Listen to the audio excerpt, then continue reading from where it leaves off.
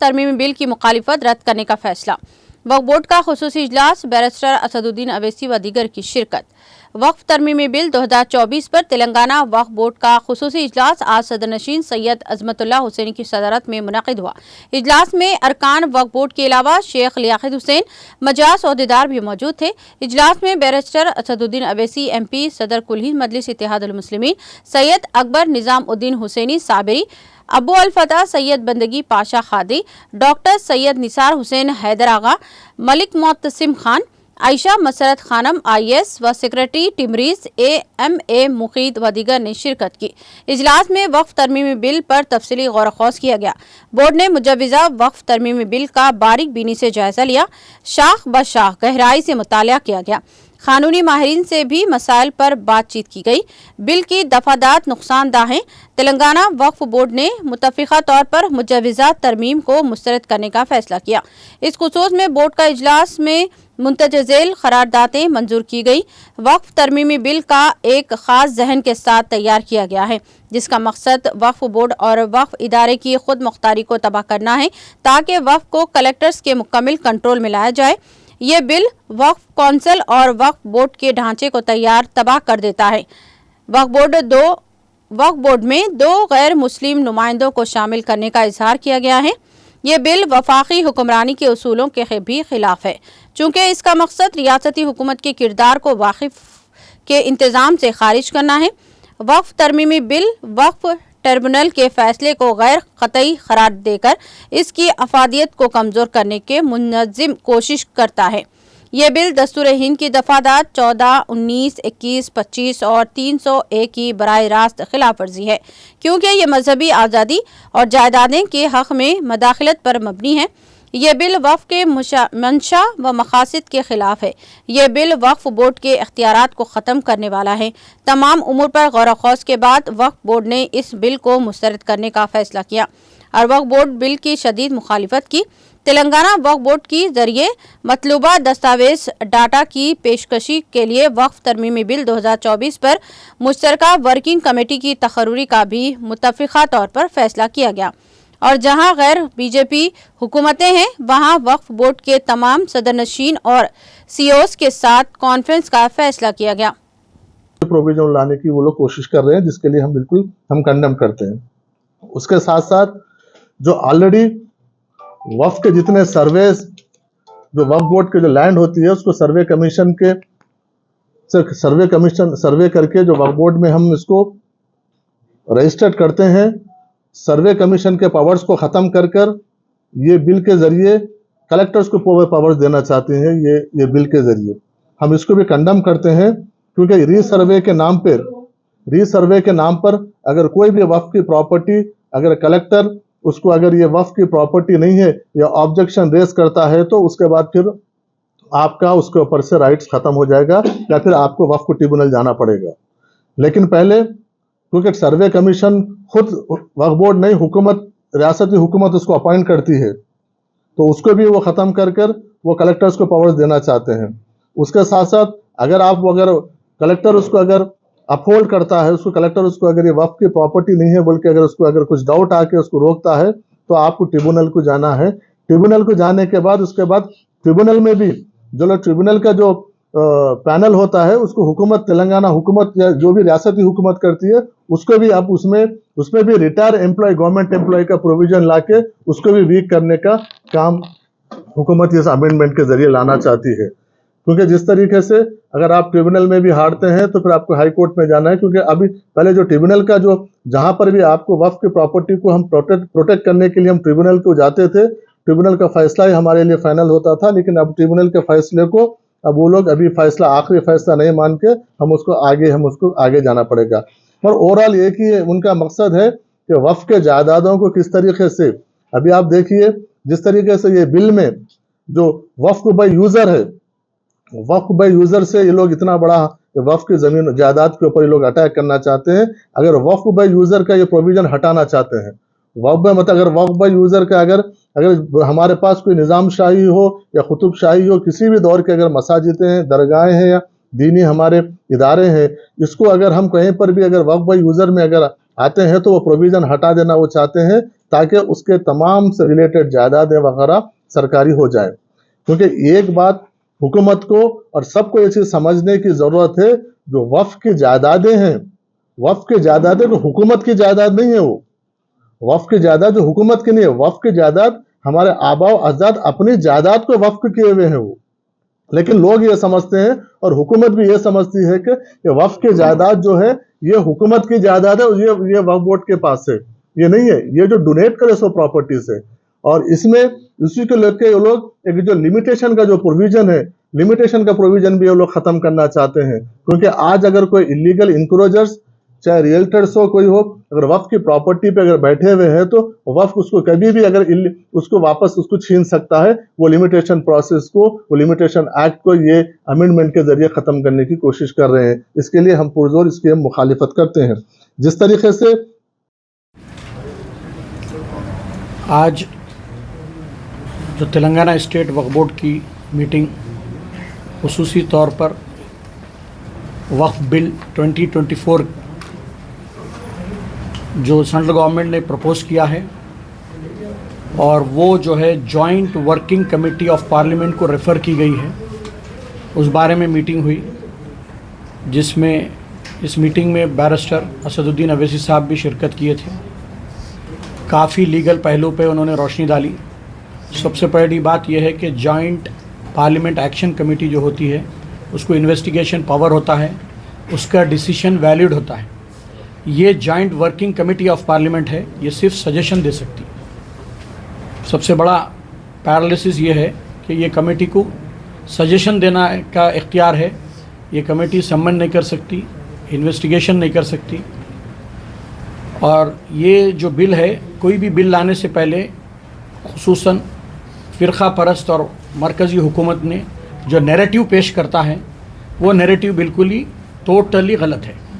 पहले एक social media हो या जो भी मीडिया के ज़रिए एक चीज़ वेग तौर पर फैला दी जाती है कि ये प्रॉपर्टीज़ इवैक्यूए प्रॉपर्टी है, पाकिस्तान गैस वालों की प्रॉपर्टी है। चेयरमैन साहब ने वाज़े कर दिया कि ये प्रॉपर्टीज़ डोनेट किए सो है। देखिए, इवैक्यूए प्रॉपर्टी के लिए एक बॉम्बे में ऑथराइज ऑफिसर होता था, वो ऑक्शन करता था, काफ़ी लोग कॉरपोरेट कंपनीज वगैरह ख़रीदे। उसके बाद जो प्रॉपर्टी लेफ़्ट ओवर थी वो chief commissioner of land administration CCLA के हवाले की गई। वक्फ बोर्ड की प्रॉपर्टीज़ का पहले तो कोई ताल्लुक़ गवर्नमेंट के जायदादों से नहीं है।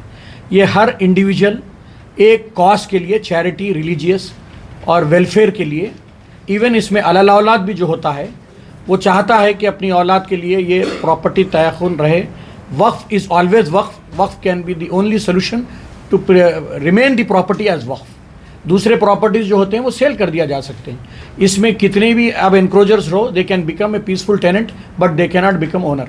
फर्स्ट ऑफ ऑल ये चीज़ ले लें। अगर किसी भी पहलू से कोई भी कारपेट बिछा के आप ऑफिशियल फेवर्स लेके वक्ती तौर पे अगर ओनर बन जाते हैं तो आप कभी ओनर नहीं बन सकते। कोई भी बड़े से बड़ा कॉरपोरेट रहो, किसी और हो, at a point of law वो जाके जो है टोटली वो गिर जाएगा, वो टेनेंट ही रह सकता, ओनर कभी नहीं बन सकता।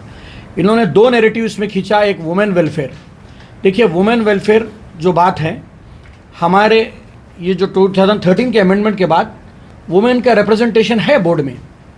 और दूसरी चीज़ जो है, अगर कोई ऑब्जेक्ट ऑफ वक्फ होता है, देखिए वक्फ बोर्ड का ऑब्जेक्ट जो मंशूर है उसी पे हम सब ताबे हैं। मुतवल्ली की कैटेगरी से मैं हूँ, मैं बोलता हूँ कि मुतवल्ली का पैन फरीज़ा ये है, अगर मेरे वक्फ डीड में लिखा हुआ है कि रिचुअल्स में है कि भाई संदल माली उर्स लंगर वही मुझे करना है, उसके बाद अदाई खिदमत का जो ख़र्चा है वो बरादरी, तो सुल्सु सुल्सान का एस्पेक्ट होता है। तो जहाँ भी ऑब्जेक्ट ऑफ वक्फ जो है, आज हम जिस मंजिल में बैठे हुए हैं रज़ाक मंजिल, इसका ऑब्जेक्ट ऑफ वक्फ मुफलिस तुलबा की फ़ीस है, रिहाइश अहबाब ख़ानदान है, वो है आपके रज़ाक अब्दुर्रज़ाक साहब, और ये जो है आपके लाइब्रेरी। तो ये मंशूर को इम्प्लीमेंट करना है, यहाँ के इदारा जात भी उस मुंतखब के अंदर किराया जमा करना है। तो always object of Waqf important है। ये जो नैरेटिव खींचना है कि ये हम जो है वुमेन वेलफेयर के लिए ला रहे हैं, आपको वेलफेयर का काम करना है, वुमेन वेलफेयर कॉरपोरेशन है, ऑर्गेनाइजेशंस है, डिपार्टमेंट है वुमेन वेलफेयर, आप उनको बजट दीजिए। ये क्या बात है, गुमराह करना। इसके अंदर जो है कहीं आप कोई मुद्दई खुद अगर जज बन सकता है क्या? हमारे यहाँ उमूर मजहबी एक डिपार्टमेंट था, उसके 2 बच्चे निकले। एक बच्चे का नाम है हिंदू एंडोमेंट बोर्ड, आप उसको एग्जीक्यूटिव मजिस्ट्रेट पावर दिए, आप उसको जो है पब्लिक स्कूल में पढ़ाए। एक बच्चा जो है वक्फ बोर्ड, कमज़ोर, माल न्यूट्रिशन, कम्युनिटी स्कूल में पढ़ाए, उसको इख्तियार नहीं। आप एग्जीक्यूटिव मजिस्ट्रेट पावर देना चाहिए। एग्जीक्यूटिव मजिस्ट्रेट पावर देने के बजाय वर्किंग पॉलिसी लाना चाहिए। अगर आपको चाहिए था तो आप कोई वर्किंग पॉलिसी लाते तो हम खैर मकदम करते। आप ये तो ऐसा दिख रहा है कि 400 पार का फिगर पार नहीं होने के बाद आपने हमसे कोई बदला लेने का वो किया, क्योंकि हमने सेकुलर फोर्सेस को मुत्तहद होकर जिताया है। हमको पूरी उम्मीद है जिस मेजॉरिटी के साथ नीतीश कुमार और चंद्रबाबू नायडू को अक़लियतों ने जिताया है, हमको पूरी उम्मीद है उनसे। उन्होंने ये जो बिल है आई ऑफ लॉ में स्टैंड नहीं होता है, नेचुरल प्रिंसिपल ऑफ जस्टिस में इन्वॉल्व स्टैंड नहीं होता है, वक्फ बोर्ड की रूह और वक्फ बोर्ड के एक्ट के खिलाफ है, स्पिरिट के खिलाफ है, अयून के खिलाफ है, कॉन्स्टिट्यूशन के खिलाफ है। तो इस बिल के को कलदम करने में सबसे पहले हमको जो साथ देंगे वो वही सेकुलर पार्टीज देंगे जो अलायंस में हैं, जो है गवर्नमेंट को मदद की है बनाने के लिए। हम इस बात से उनको अप्रिशिएट करते हैं कि वो वक्त की ज़रूरत को मान के कंडीशनली सपोर्ट करें।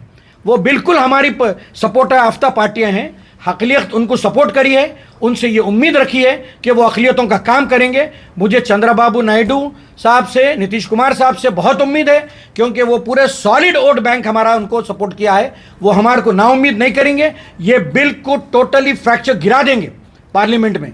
इस बिल की कोई अहमियत नहीं रहेगी, मुझे ये उम्मीद है। और लीगल एस्पेक्ट्स में आज जो हमको बैरिस्टर असदुद्दीन अवैसी साहब ने जो आंखें खोली इस बिल के बारे में, वो देख के मैं अपील करता हूं कि जो लोग बगैर बिल पढ़े, बगैर बिल दस्तयाब हुए, एक जिम्मेदार वक्फ बोर्ड के चेयरमैन को बिल जो है एक टाइम के बाद, बिल प्रपोज होने के बाद बिल दस्तयाब हुआ, ये मुझे समझ में नहीं आता। कुछ सेल्फ सेंटर्ड इंटरेस्ट लोग जो अपने मफादात के लिए जो वक्फ एक्ट के परव्यू में नहीं आते, वो जो है आप दरगाह के आइडेंटिटी से एक स्टेटमेंट दे दिए कि हम ये बिल को खैर मकदम करते हैं। उनके साथ कोई मासिस नहीं है, उनके साथ कोई मुतवल्लियान नहीं है, उनके साथ ये तबका सूफीज़म के कोई बड़े ऑर्गेनाइजेशंस नहीं है।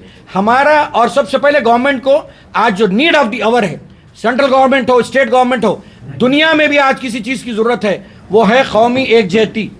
आज जो यूनिवर्सल ब्रदरहुड की मैसेज जाती है वो खानखाओं से जाती है, दरगाहों से जाती है। अगर आप इसको फ्रैक्चर करना चाह रहे हैं, मस्जिद को मुसलमान जाता है, गिरजा घर को ईसाई जाता है, गुरुद्वारे को सिख जाता है, हिंदू टेम्पल को जाता है, मगर दरगाहों को हर मजहब के लोग आते हैं to take the blessings, benedictions of the holy saints. అంటే అసలు మానవ సేవ అంటే మాధవ సేవ చెప్తారు కదా మీరు, అదే మాధవ సేవ మానవ సేవ దర్గాలో దొరుకుతుంది। दैट इज मोहसिन इंसानियत लक़ब है प्यारे आका रसूलुल्लाह सल्लल्लाहु अलैहि वसल्लम का। हमारा मज़हब लुब्बे लुबाब हमारे मज़हब का खिदमत खल्क़ है, खिदमत खल्क़ के ऑब्जेक्ट है इसमें। इसको गिराना आप जो है टोटली फ्रैक्चर कर रहे हैं।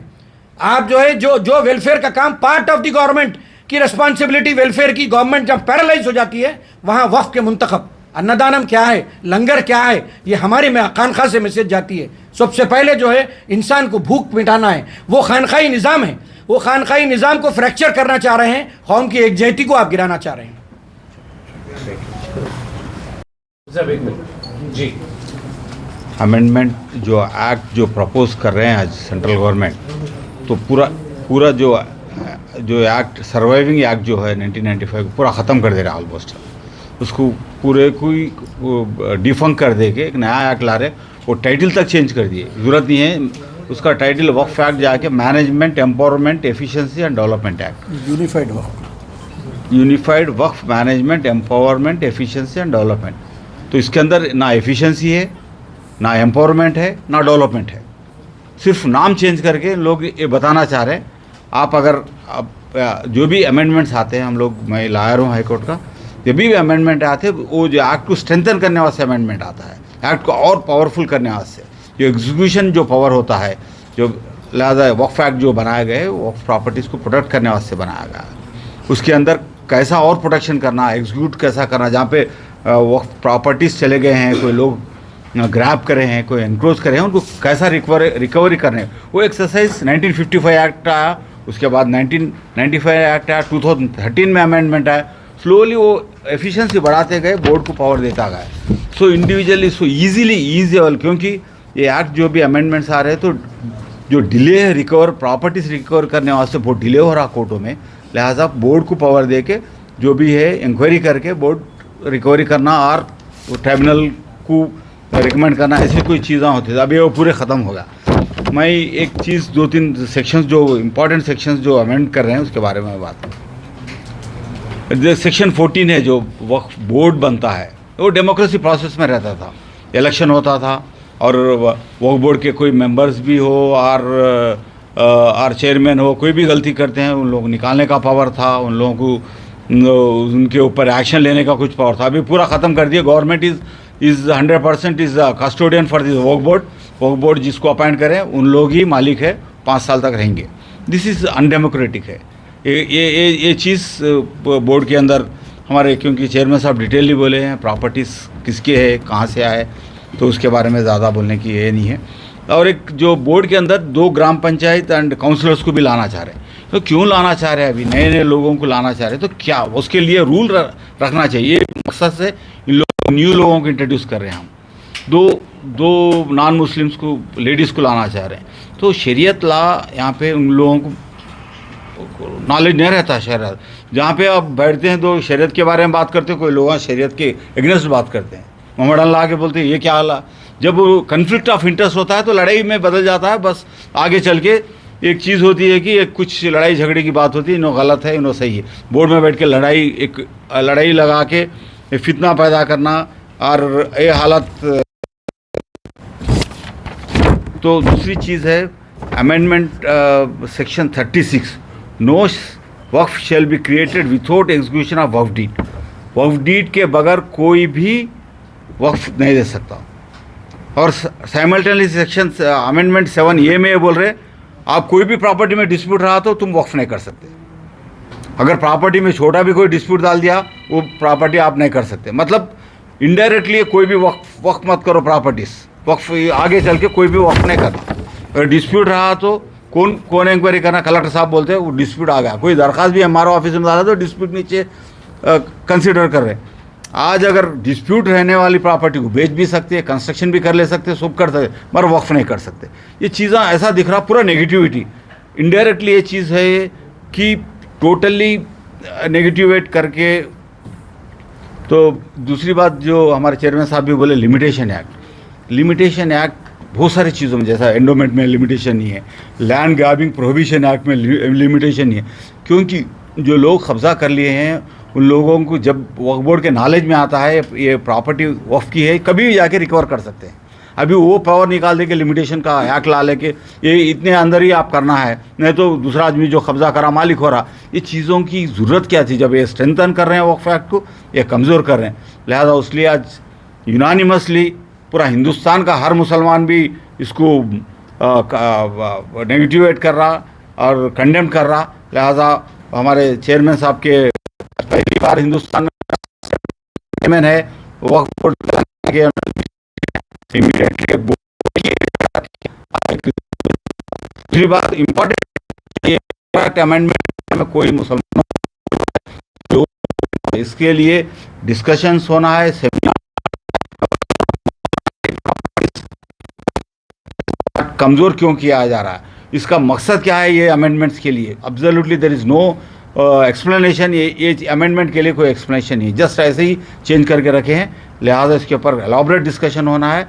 ये पार्लियामेंट में बिल नहीं पास हो जैसा हर एक मुसलमान की जिम्मेदारी है, नहीं अदरवाइज़ आगे चल के आने वाले जनरेशन के लिए बहुत तकलीफदा चीज़ होंगी। शुक्रिया।